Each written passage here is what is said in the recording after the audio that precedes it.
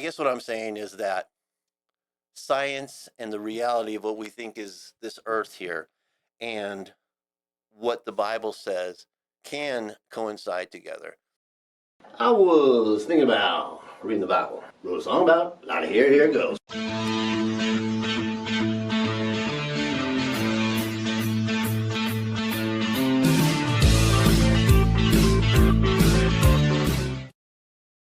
I don't always create a YouTube channel dedicated to the reading of a single book, but when I do, it's the Bible.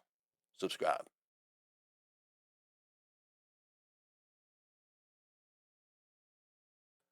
Not a Christian, never read the Bible, but I thought let's read it together. Who knows, we could learn something. So, last time we read chapter 7. This time we're going to read chapter 8. Chapter 7 was the kind of the second half of the Noah story when the flood came and they floated in the water for 150 days or so. And now we're going to read chapter 8 called The Flood Subsides. But God remembered Noah and all the beasts and all the livestock. Okay, God remembered Noah. So the ending of the last chapter was the waters prevailed on earth for 150 days. That's a long freaking time. But God didn't forget. But God remembered Noah and all the beasts and all the livestock that were with him in the ark. And God made a wind blow over the earth, and the waters subsided. The fountains of the deep and the waters of the heavens were closed. The rain from the heavens was restrained, and the waters receded from the earth continually. At the end of 150 days, the waters had abated. And in the 7th month, on the 7th day of the month, the ark came to rest on the mountains of Ararat. Ararat. I think I said that right. And the waters continued to abate until the 10th month. In the 10th month, on the first day of the month, the tops of the mountains were seen. No, okay, so I have to say this.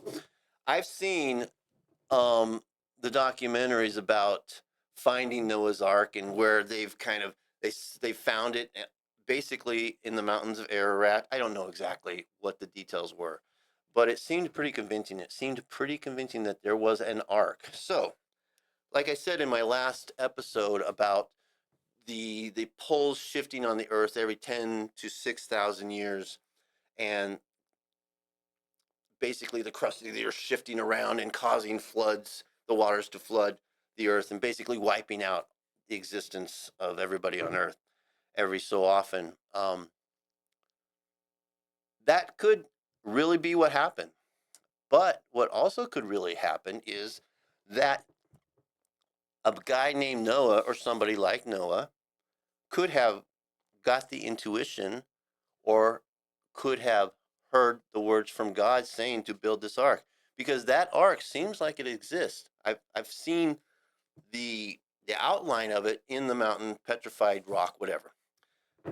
So what I'm saying is that science and the reality of what we think is this earth here and what the Bible says can coincide together. They don't have to exactly work out exactly the way that it did, but they can coincide. That's my opinion, anyways. Continuing on. At the end of 40 days, Noah opened the window of the ark that he had made and sent forth a raven. It went to and fro until the waters were dried up from the earth. Then he sent forth a dove from him to see if the waters had subsided from the face of the ground.